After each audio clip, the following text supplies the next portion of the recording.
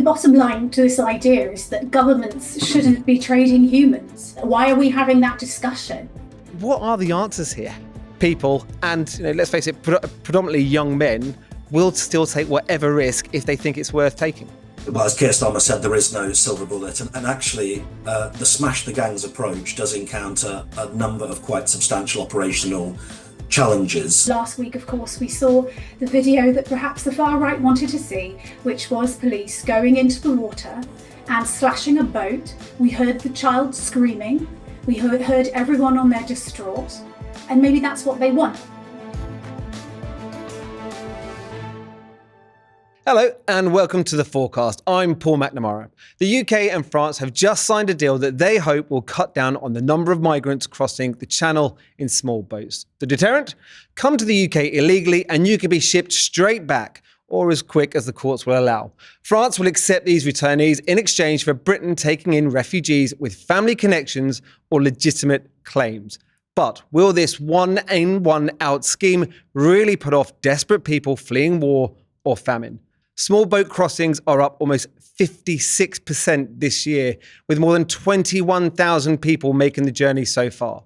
Will those numbers come down, and fast enough to ease the political pressure from illegal migration? To discuss this, I'm joined by Dr. Peter Walsh from Oxford University's Migration Observatory and from the refugee charity Care4Calais, Charlotte Khan. The numbers that we're talking about here are, we understand, about 50 returned per week. Well, at the moment, since Labour first came into power, about 850 people have been coming to the UK every single week. So will this be enough to deter those people crossing the Channel in small boats? Peter?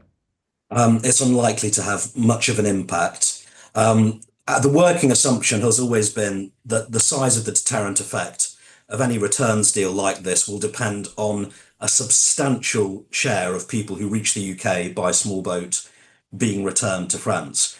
After all, these are individuals who have travelled thousands of miles to get to Calais. They've spent thousands of euros. They're willing to risk their lives by getting in a small boat to reach the UK. If there's not a substantial probability of being returned swiftly to France, then there's a likelihood that they'll just view this as one additional risk that they're willing to take. Charlotte, is that what you're hearing from people actually in France? I think the bottom line to this idea is that governments shouldn't be trading humans. It's quite obvious that that shouldn't be happening. And I'm a little confused, to be honest. I mean, family reunification should already exist. So with this new plan, what exactly is the government suggesting? That so far they've been denying people this right? Or are they saying that they will in the future deny family reunification unless some poor person who's come across on a small boat is forcibly removed from the nation? I mean, this is crazy. And it works on a horrible assumption that the people who are coming over on small boats have no connection to the UK, which many do. And an even worse assumption that people on small boats don't have the right to claim asylum in the UK, which they all do. So it's a nonsense, and it won't work because it's a deterrent-based policy. And we know from years and years of working in this sector now, deterrent-based policies do not stop people crossing the Channel. But Charlotte, if they know that there is a legal route, and if they apply by the rules that Keir Starmer has just laid out, they would have a way of coming to the UK legally and have some sort of future here. Would that not be an attractive prospect? Am I in favour of safe routes? Absolutely, 100%. I think safe routes is the only answer. It's the serious solution to this. I think all this pomp and ceremony and political circus it would be laughable if it wasn't costing lives. Safe routes is the answer. Things will only work if they affect the majority of people who at the moment are coming onto small boats. So there would need to be a real political will behind safe routes for it to work, and it would need to affect a lot more people. And we saw this success of a political will being in place with the Ukrainian scheme. And then that is the same sort of thing that we would need to see for a wider safe route across the Channel, so people can just join our asylum system like they do elsewhere. Okay, before we start picking apart this policy even more, let's just do a bit of new reader starts here. So why are people willing to risk death in the Channel, get in these small boats and come to the UK when they could stay in France? Peter? Several reasons. I mean, chief among them, when we actually speak with the individuals, they'll speak of the presence of family members in the UK, existing family connections or friends, members of the community. That's a strong draw. A second is the English language, that these are individuals who already have some facility with English. They prefer to develop their English language skills rather than learn French, Spanish, or German. And third, there is now emerging evidence of a Brexit effect, which is that when we were a part of the EU, we had access to the EU's asylum seeker fingerprint database. We had access to the Dublin system, under which asylum seekers who had claimed in the EU could be returned to the bloc. We no longer have access to those as a result of Brexit. And people understand that if they've claimed in the EU and been refused, they can have another bite of the cherry by coming to the UK, because we wouldn't know about that. Look, Charlotte, a lot of people watching this are going to turn around and say, what is wrong with claiming asylum in France? So this is a big misconception. I think people who speak like that think that every refugee wants to come to the UK. This simply isn't the truth, and we have all the statistics to back it up. Most people seeking safety will do so in a country neighbouring their own. The majority of people coming to Europe don't want to come to the UK. So this is a nonsense. The people who are wanting to come to the UK do so for really strong reasons, and that is to be with their family, or that is language. It is to have a chance to rebuild their life in safety. And they haven't found this elsewhere. We hear really distressing stories and accounts from people that have worked their way through Europe. Yes, they have been to countries, but they certainly haven't found their safe place. They have been met with state violence, and to such an extent that they have to move on. But there are some individuals who, yes, they are trying to get to family here, which I would do. I think most of us would do. If I had an uncle in a country, I'd be heading to him. What's the appeal of this deal, what we've had announced? What's the appeal here for France? Peter? It's a good question. I think a part of it is that France wishes to show the willingness to cooperate on really what is a shared issue. France already has quite a lot of cooperation on this issue with the UK. We have patrols over there, we share intelligence. And by the end of financial year 27, we'll have sent about €1 billion in the 10 years prior to that. But I think it really is this appreciation that this is an international issue. France is not satisfied with the formation of informal migrant settlements in and around Calais. And really, it's a recognition of that fundamentally.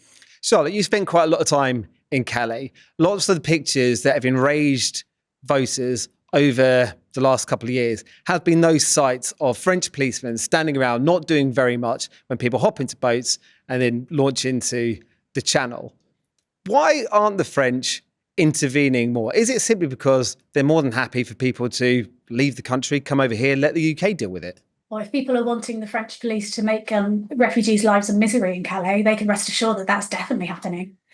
For years now, we've seen an escalation in police violence, paid for by us, by the UK government, of course, on the sites in Calais. We've seen tear gas, we've seen pepper spray, the very few belongings that people have in the world being destroyed in front of them, violence against people. I mean, I did think I had seen it all, but then last week, of course, we saw the video that perhaps the far right wanted to see, which was police going into the water and slashing a boat when people were still on board. We heard the child screaming. We heard everyone on there distraught. And maybe that's what they want. And I think this is what the governments are working towards. They are pandering towards the far right. Charlotte, isn't there an argument here that actually, yeah, they're distressing images, but actually it's a kind of thing to make sure that they're not further out into sea, they're not getting into more danger. You're stopping people before they take that really, really dangerous journey the full way across the Channel. Oh my God, yeah, I wish that people wouldn't take that risk. I wish that they didn't have to, of course, 100%. But we are talking nonsense if we think that one event is going to stop people trying again. There is nothing to suggest that they won't stop trying. We speak to people all the time. We spoke to people specifically when the Rwanda plan was there. It was meant to be the biggest deterrent ever. Look, the biggest deterrent ever is that you might lose your life in this journey, and people are still willing to do it.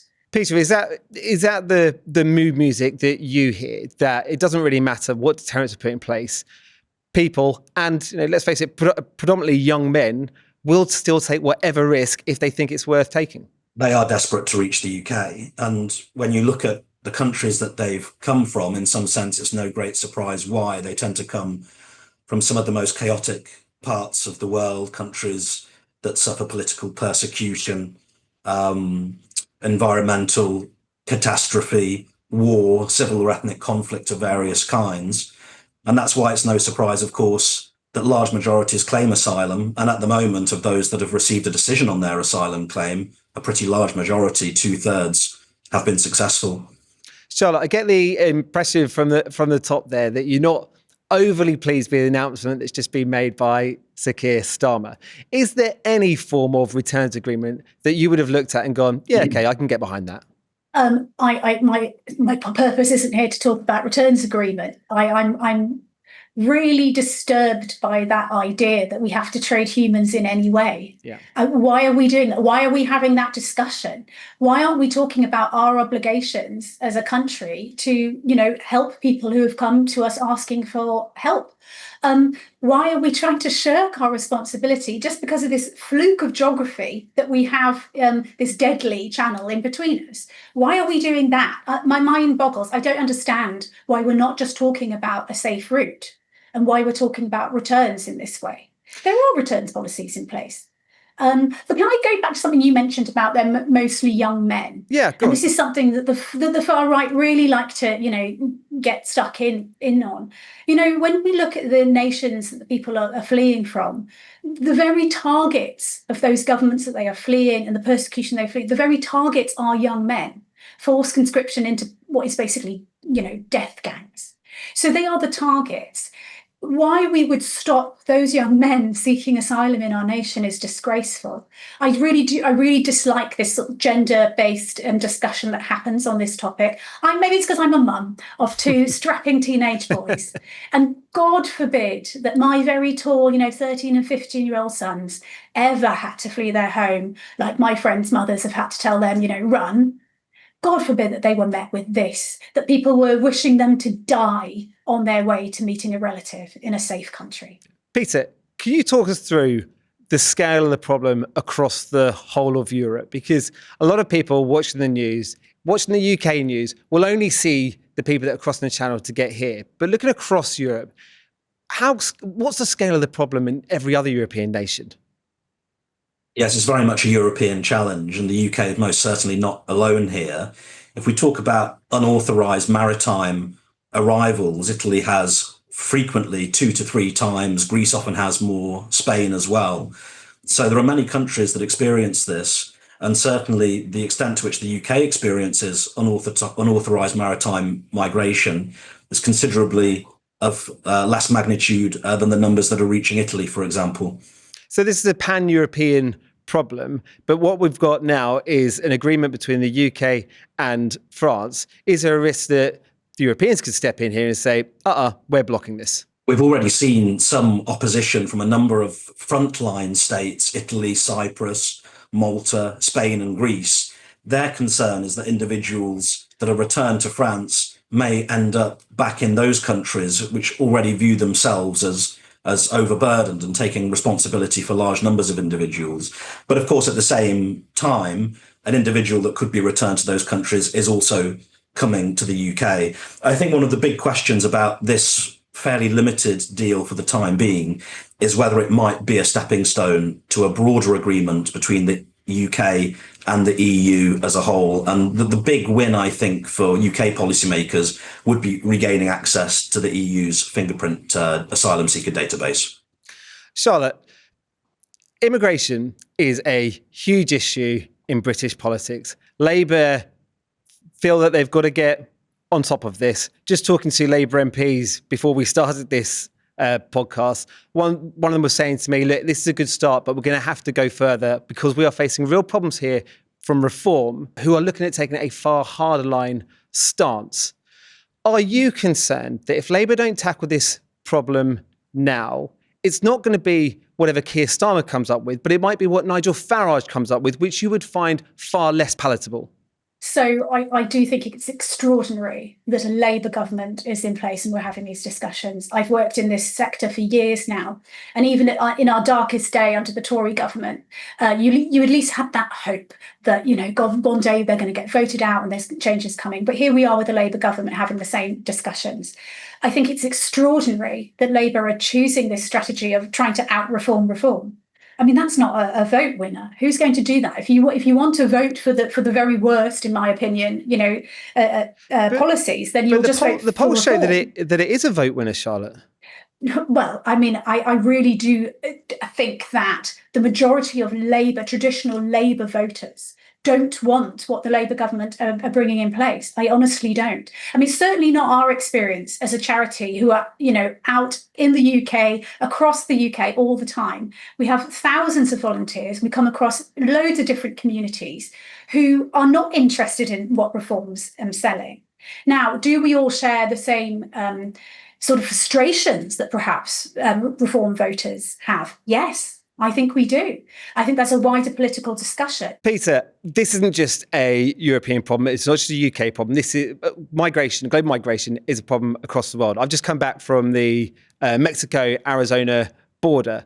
Donald Trump, by taking a really hardline approach, has pretty much shut down that border. The border crossings are down by huge numbers. He's done it with aggressive tactics of forced immigration. Now we've got people who are volunteering to return to their home nations because it's such a toxic environment. Could a similar system work over here if the government went really, really hardline, really appealed to those voters who might be flirting with reform? Well, enforcement has its limitations. The case of the US is actually quite instructive in that it showed that a combination of enforcement, sometimes harsh and rigorously applied, along with the safe and legal routes, proved to be the most effective kind of solution. The big question, of course, is whether the Labour government would find that politically palatable. But that has been one of the big lessons coming out of the UK case study, the US case study. Look, long term, what are the answers here? How can the government stop these small boats crossing? We've heard so much about smash the gangs. Well, how many gangs have actually been smashed so far? How are we going to get these crossings down? Peter? Well, as Keir Starmer said, there is no silver bullet. And actually, the smash the gangs approach does encounter a number of quite substantial operational challenges. The smuggling networks are increasingly professionalised, well-resourced. They've always been adaptable. It takes a lot of resource to apprehend smugglers. They can be quickly replaced. And senior figures operate in countries not just beyond the UK's jurisdiction, but beyond that of the EU, and often in countries with which the UK has very little to no law enforcement cooperation. So the magnitude of the challenge, very substantial indeed. Charlotte, what about you? Is there any solution you can see? Yes. Well, I mean, he says there's no silver bullet. We heard there was no magic money tree either, and all of that. We've heard phrases like this before. There is. It's safe routes. It's a safe route to cross the channel. That is what will destroy the smuggler's business model overnight. I'm incredibly frustrated that the government refused to even research or look into a safe route in order for people to cross the channel. We've produced policies with PCS Union who represent border force, who represent people who work in the Home Office. We're not some sort of lefty, crazy, utopian thinking agency here. We have put forward a serious solution here, which they are refusing to consider. Is that essentially an open door, though, Charlotte? No, it's not. I mean, so would you put numbers on? Would you put limits on? Please, let's start that conversation. I'm not here to go into the minutiae of exactly what the Home Office would do, but let's have a look at that. We have a blueprint. It's not just talk. We have a blueprint based quite heavily on the Ukrainian scheme, where people would be able to access the right to cross the channel to enter our asylum process. So our asylum process, we are told by Labour, is robust. Therefore, let people enter it without having to risk their lives, because that is what the crisis is. The crisis is people are dying in the channel. It's not that people are seeking asylum in the UK, surely. Peter, if you were a betting man, how much money would you put on what's been announced today having any real impact on getting the numbers down? I can see Charlotte shaking her head already, by the way. The numbers would have to be substantial, such that there would be a large chance of being returned to France. Under this initial pilot stage, those numbers are not particularly large. That's really the low number scenario, where it's difficult to imagine much material deterrent effect. And if it doesn't have an effect, what's the ramifications? Very difficult to predict. The UK may very well seek a broader deal with the EU, but the big question is there, well, will the EU be keen to do that? It certainly prefers deals with the bloc as a whole rather than these kinds of bilateral agreements. But the question for the EU will be, well, why would we give the UK these additional powers that have been typically reserved for member states? And Charlotte, do you think this is ultimately going to have any impact on the people that you deal with in Calais? I don't think it's going to stop people crossing the channel, no. I think it's going to risk people's lives. That's the truth of it, is that people will die. Last year, at least 78 people died in our channel. This just can't continue. So the result will be, this is yet another cruel deterrent-based policy, which won't work. It won't stop people, and people will just continue to die. What happen is that the far right will continue to use it in the way that they do to stir up hatred. We'll be distracted from the issues that are really important to people who live here, and rather than looking elsewhere, we will be guided towards people who are running from war and persecution, who have nothing and are just asking for safety. That's who we are supposed to blame. And that will continue. And that's the rhetoric that will continue, and nothing will change. Well, I don't think that's the write-up Keir Starmer was hoping for straight after his press conference. I'm sure it's not. Yeah, I'm sure it's not. But there we go. Sometimes we have to speak truth to power, don't we? Fair play. Dr. Peter Walsh from the Oxford University's Migration Observatory. Charlotte Kahn from Care4Calais, thank you very much for joining us. Thank you. Thank you. That's it for this episode of The Fourcast. Until next time, goodbye.